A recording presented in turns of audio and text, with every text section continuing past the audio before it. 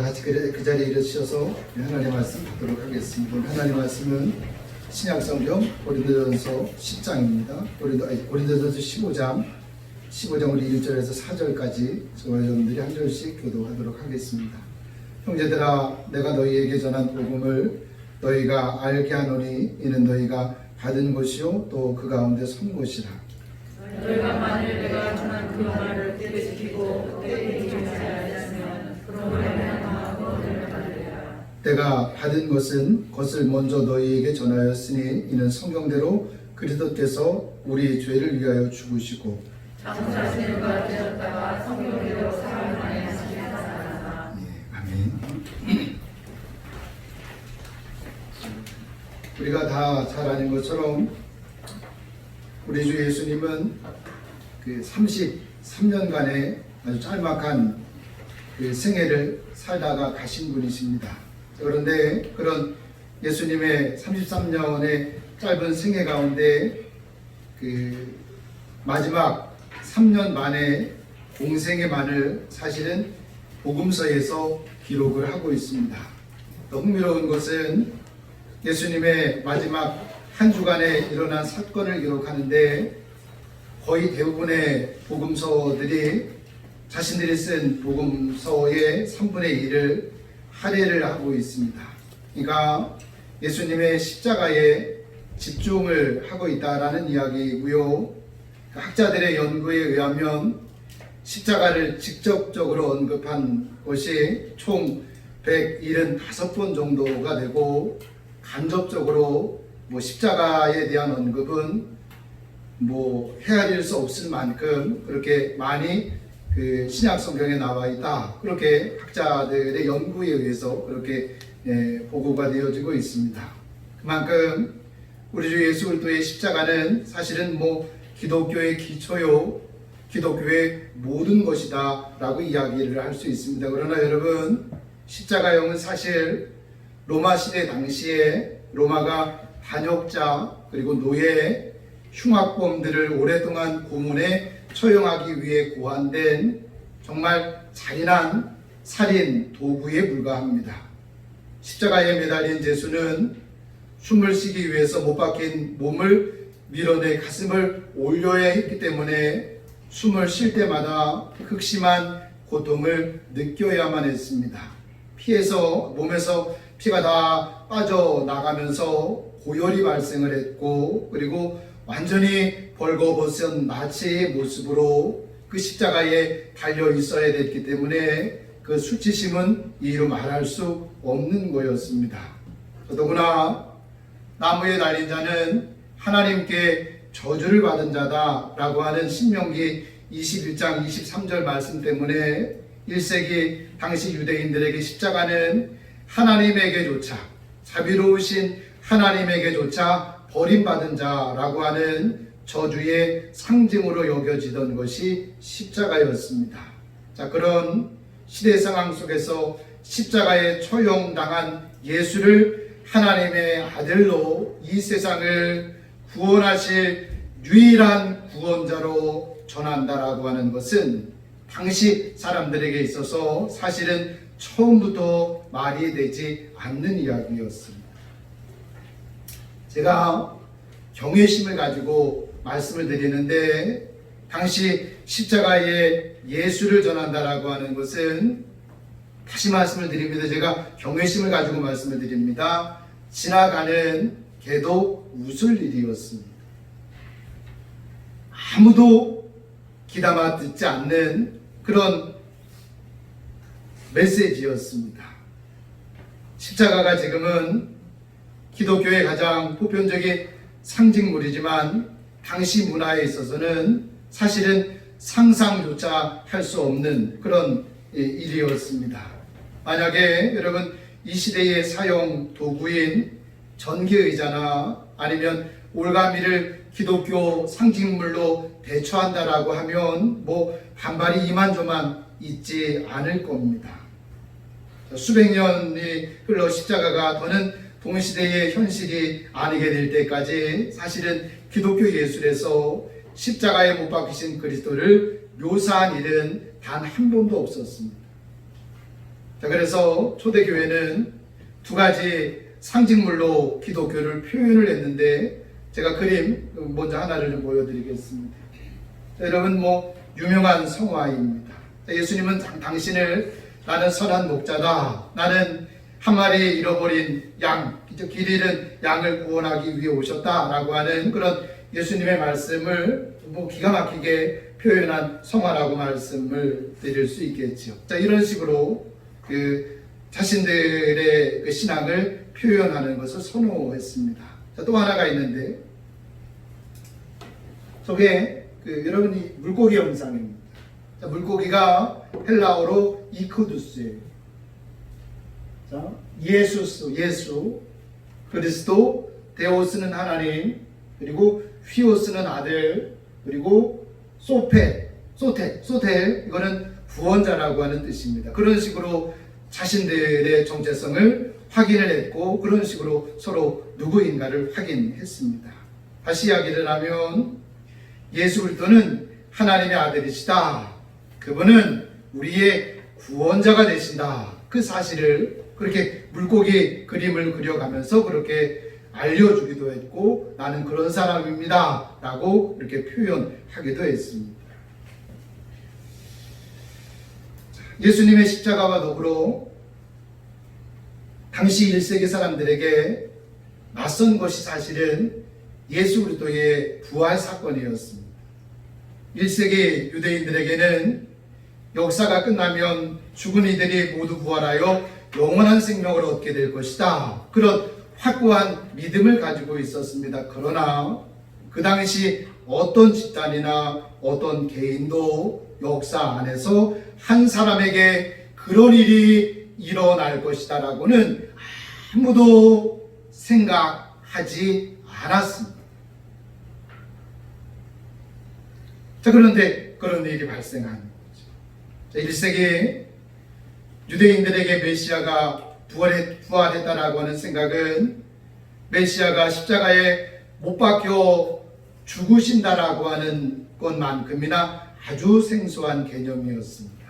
자, 그래서 이제부터는 이런 당시 1세기의 시대적인 배경 안에서 예수님의 십자가와 부활을 목격한 그런 증인들의 증언들 몇 가지만 좀 생각해 보면서 함께 은혜를 나누는 시간이었으면 좋겠습니다. 첫째로 로마 109장의 증언인데요. 우리 한번 마가복음 15장 39절 한번 좀 보도록 하겠습니다. 읽겠습니다. 시작. 이 예수를 향하여 섰던 백부장이 그렇게 숨주심을 보고 이르되 이 사람은 진실로 하나님의 아들이었도다 하더라. 여러분, 이 로마 백부장은 아마도 예수님을 십자가에 못 박는 일을 현장에서 지휘했던 그 장교가 아니었나 싶습니다. 그런 로마 백부장이 예수님이 십자가에서 숨을 거두는 모습을 보면서 이 사람은 진실로 하나님의 아들이었도다. 여러분, 자신이 십자가에 못 박은 자가 하나님의 아들이라니 이것이 말이 되는 소리냐고요. 당시 성민이라는 자부심 하나로 살던 유대인들에게 이 이방인의 증언은 사실은 위로가 아니라 조롱이고 모독이었어요. 십자가에 달리신 예수가 이 백부장의 증언처럼 하나님의 아들이면 그들이 알고 있는 하나님은 절대로 당신의 아들을 십자가에 그대로 매단 채 죽어가는 것을 절대 보실 수 없는 하나님이에요.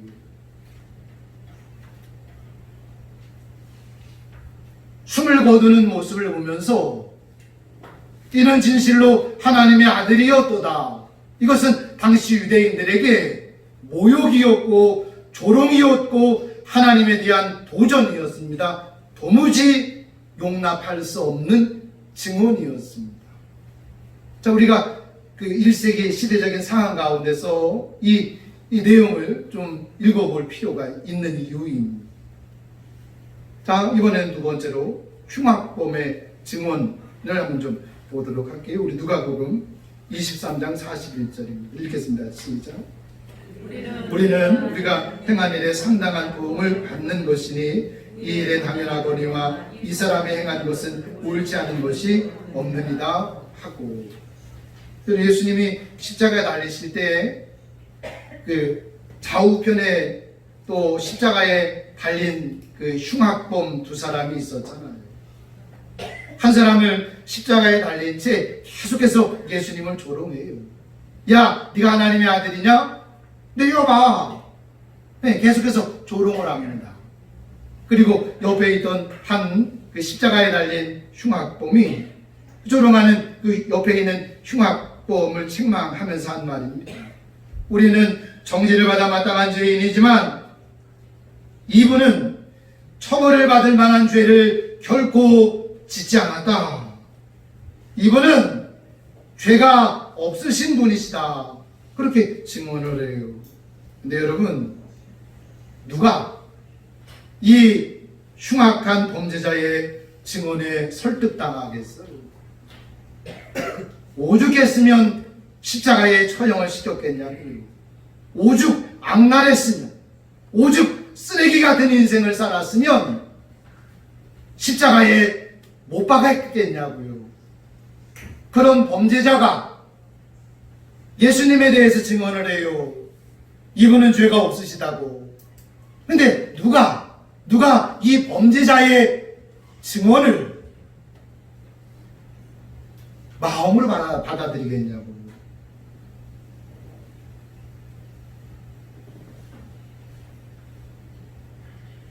자, 이번에는 세 번째 한 여인의 증언을 좀 보도록 하겠습니다. 요한복음 20장 18절입니다. 읽겠습니다. 시작. 막달라 마리아가 가서 제자들에게 내가 주를 보았다 하고. 자, 이번에는 이제 예수님의 부활에 대한 증언이, 막달라 마리아가 여러분 잘 아시잖아요, 그죠? 그의 언니는 마르다였습니다. 그리고 그의 남동생은 나사로. 주님이 그를 살리셨잖아요, 그죠?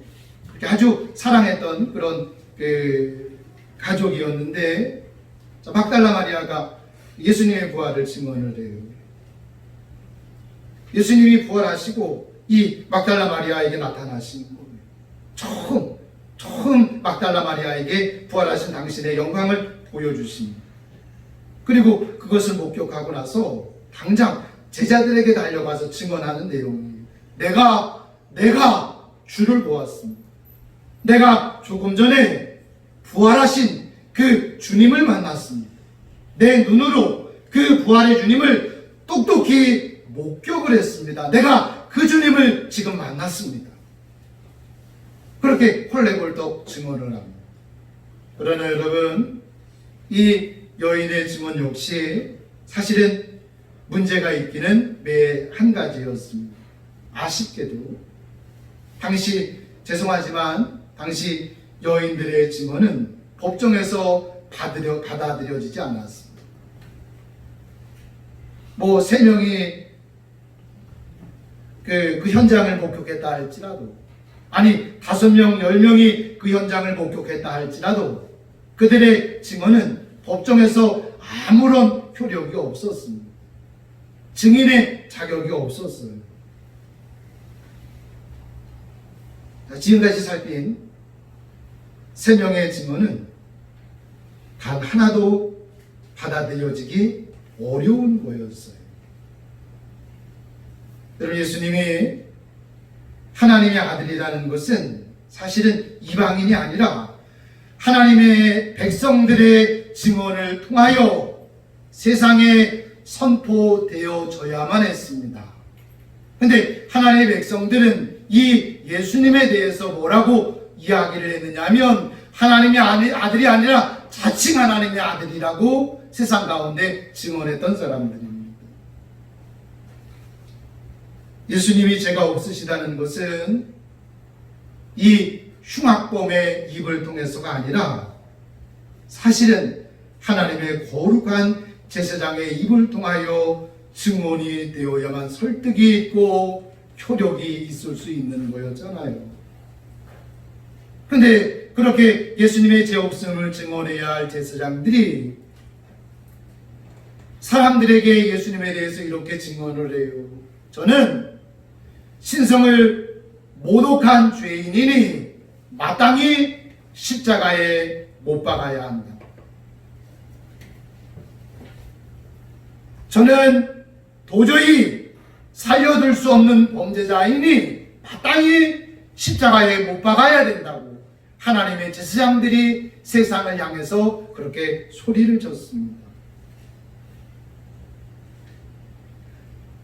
예수님이 부활하셨다는 것은 누구보다도 부활의 증인으로 부름을 받고 훈련받은 제자들을 통해서 선포되어져야 될 메시지였습니다. 그러나 여러분, 우리가 복음서를 통해서 읽게 되지만 제자들의 모습은 정말 화가 날 정도로 너무 한심하고 너무 실망스럽습니다. 예수님의 제자주가 가운데 가룟 유다가 예수님을 배반하고 예수님을 팔아넘겼어요. 수제자 베드로는 예수님이 유죄 판결을 받는 현장에서 세 번이나 나는 그를 모르는 사람이요, 나는 그를 몰라요, 그래도 안 믿어주니까 내가 그를 알면 배락을 맞아 죽을 사람이요, 나는 그를 모르오, 나는 그를 전혀 모르고 그와 나와는 아무 상관이 없는 사람이요. 수제자 베드로가 예수님이 재판받는 그 자리에서, 예수님을 증언해야 되는 그 자리에서 예수님을 그런 식으로 부인하고 말아요. 예수님이 정죄를 받고 십자가에 달리시자 실망한 제자들은 다 겁을 집어먹고 도망치기에 바빴습니다. 누구도 예수님이 하나님의 아들이심을, 누구도 십자가에 달리신 그 예수가 장미꽃처럼 짓밟힌 그 예수가 죄가 없으신 하나님의 아들이심을 증언하지 못했습니다. 부활을 목격했다는 막달라 마리아의 증언을 듣고도 제자들은 아무도 믿지 않았습니다. 자, 여러분, 지금까지의 이 모든 정황을 우리가 종합해 보면 한 가지 결론에 도달할 수 있습니다. 그 결론이 뭐냐면 예수님의 십자가와 부활은 결코 꾸며낸 이야기가 아니었다라고 하는 것. 만약에 제자들이 예수님을 신격화하기 위해서 꾸며낸 이야기였으면 복음서를 이런 식으로 기록하지는 않았을 겁니다. 만약에 예수님의 십자가와 예수님의 부활을 제자들이 꾸며낸 이야기였다라고 한다면 복음서를 이런 식으로 기록하지 않았을 거예요. 우리 주 예수 그리스도의 십자가와 부활은 다시 말씀을 드려서 역사 안에서 일어난 실제적인 사건이었다라고 하는 것. 그래서 누가가 그의 복음서를 시작을 하면서 우리 중에 이루어진 사실에 대하여 이 복음서를 내가 기록한다라고 이야기를 합니다. 우리 중에 이루어진 사실이 꾸며낸 이야기가 아니에요. 꾸며낸 이야기면 절대 복음서를 이런 식으로 기록하지는 않았을 거예요. 십자가도 부활도 역사 안에서 일어난 역사적 사건입니다. 자, 그런데 사도 바울은 지금까지 살핀 십자가와 부활에 대해서 놀라운 증언 하나를 추가를 합니다. 바로 성경의 증언인데요. 자, 우리 한번 3절 4절 읽어보도록 하겠습니다. 읽겠습니다. 시작. 내가 받은 것을 너희에게 전하였노니 이는 성경대로 그리스도께서 우리 죄를 위하여 죽으시고 장사 지낸 바 되셨다가 성경대로 사흘 만에 다시 살아나사. 사도 바울이 두 번 강조하는 게 있어요. 성경대로 십자가에 달리셨고, 성경대로 무덤에 묻히셨고, 그리고 성경대로 3일 만에 다시 부활하셨다.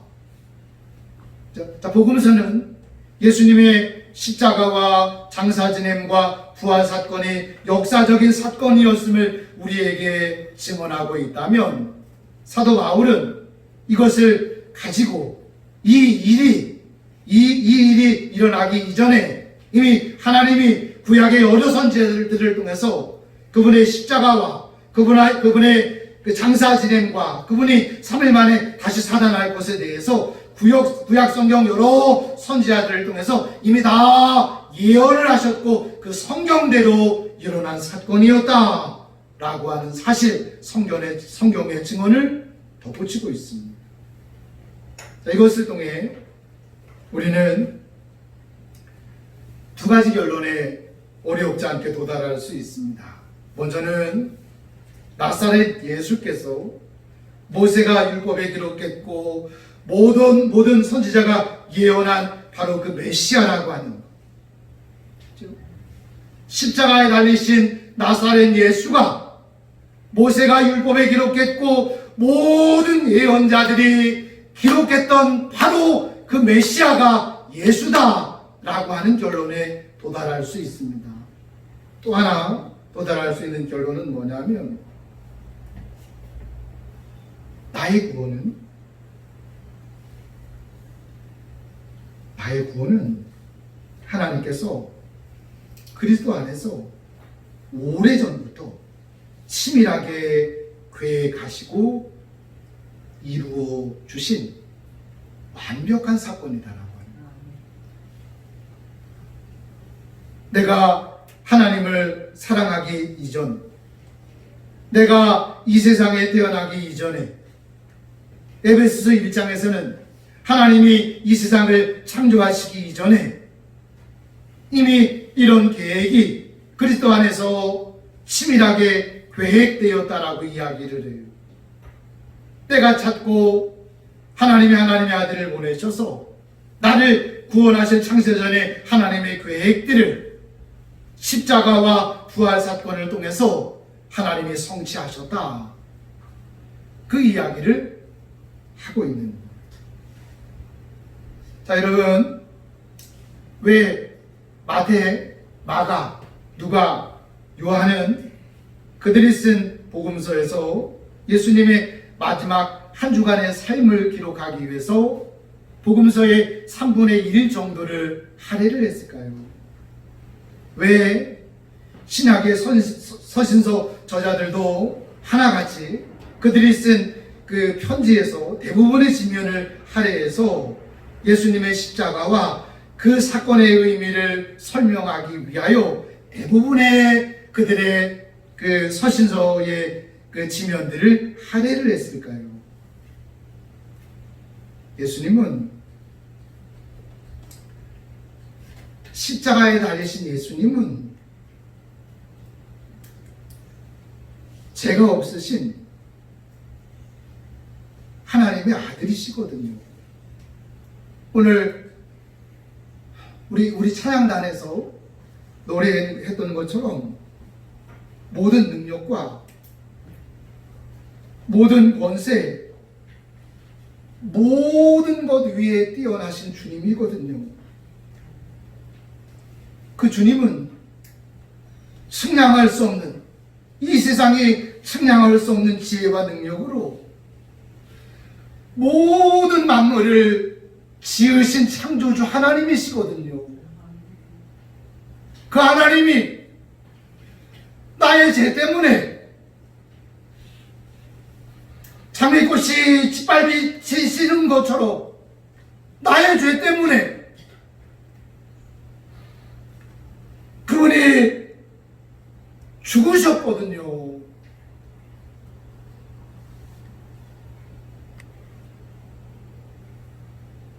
여러분, 무슨 이야기인지 아시겠습니까? 예수님의 십자가는, 예수님의 부활은 꾸며낸 이야기가 아닌 역사적인 사실입니다. 예수님은 모든 능력과 모든 권세와 모든 것 위에 뛰어나신 주님이십니다. 그 주님이 이 세상으로는 도저히 측량할 수 없는 지혜와 능력으로 온 우주를 창조하신 분이시거든요. 그 주님이 나를 사랑하셔서 나를 위하여 자신의 전부를 내어놓으신 사건이 예수 그리스도의 십자가이거든요. 어떻게 이 사실을 이야기하지 않을 수 있습니까?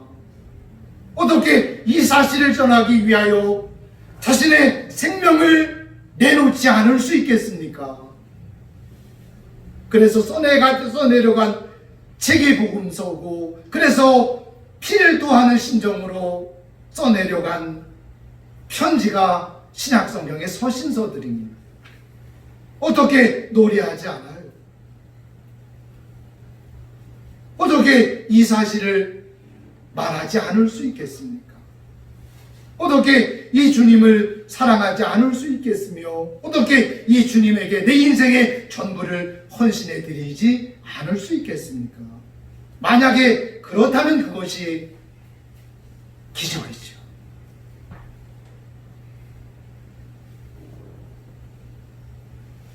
자, 마지막으로 우리 2절 오늘 좀 읽도록 하겠습니다. 2절입니다. 읽겠습니다. 시작. 저는 그 말을 굳게 지키고 헛되이 믿지 아니하였으면 그로 말미암아 구원을 받으리라. 여러분, 그리스도의 십자가는 나를 향한 그분의 사랑이 어떤 것이었는지를 분명하게 이야기하고 있습니다.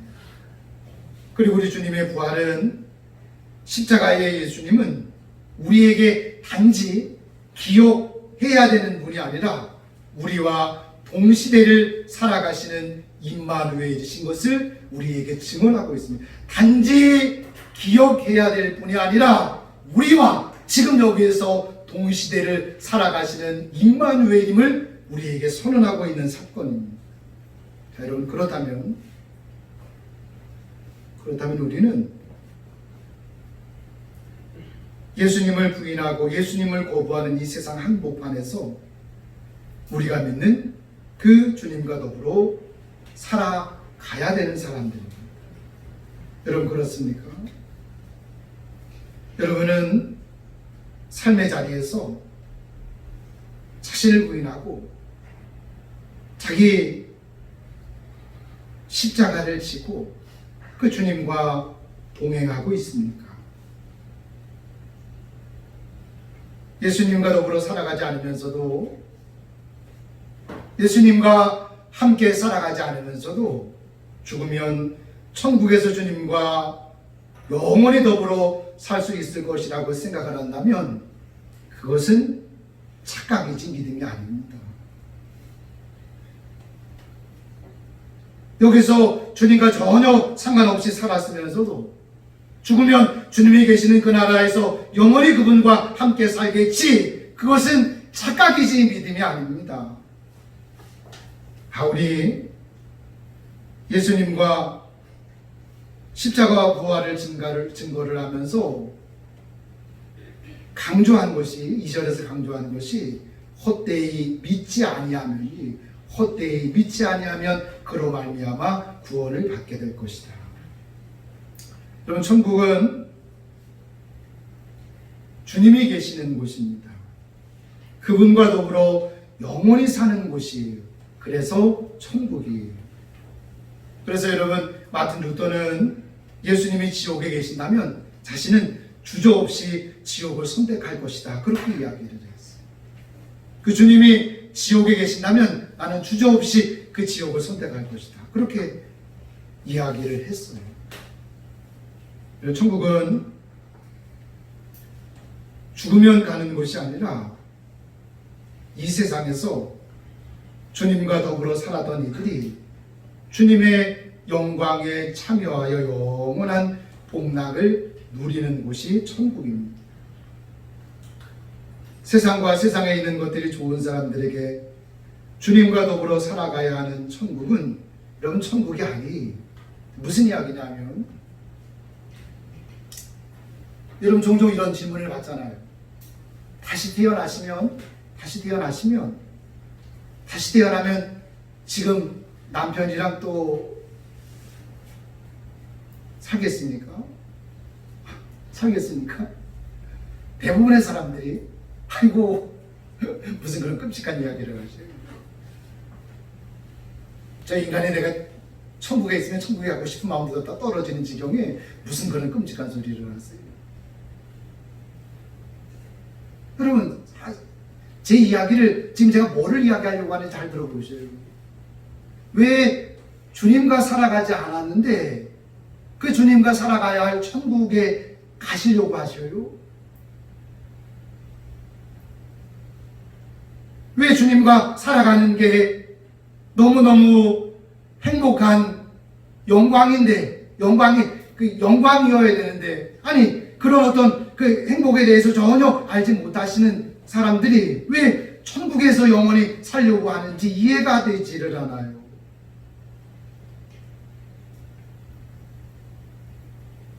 시 73편 25절에서 하늘에서도 땅에서도 주밖에는 내가 사모할 이가 없습니다 라고 고백하는 사람들에게 천국은 천국일 수 있어요. 나를 부인하고 나를 죽이면서도 주님을 따를 만큼 주님을 사랑하는 사람들에게만 천국은 천국일 수 있다고요. 여러분은 죽은 다음에 천국에 가고 싶으셔서 믿는 예수님입니까? 아니면 내가 온 마음과 힘을 다해서 사랑하고 사모하고 닮고 싶은 분이 거기 계시기 때문에 가고 싶은 천국입니까? 여러분 잘 선택하셔야 돼요. 죽은 다음에 천국 가고 싶어서 믿는 필요한 주님입니까? 아니면 내가 정말 사랑하고 사모하고 닮고 싶고 그래서 지금 그 주님과 더불어 살아가는 주님이 거기에 계시기에 가고 싶은 천국입니까? 후자이면 여러분 내일로 미루지 말고요. 오늘 당장 오늘부터 그분과 더불어 살아가십시오. 그러면 하나님의 나라는 지금 여기서 주님과 함께 시작될 것이고 그렇게 시작된 하나님의 나라는 죽어서도 영원히 계속될 겁니다. 그래서 주님이 말씀하셨어요. 때가 찼고 하나님의 나라가 가까웠으니 회개하고 복음을 믿으라고. 그런 은혜가 저와 여러분 가운데 있게 되기를 주의 이름으로 축복합니다.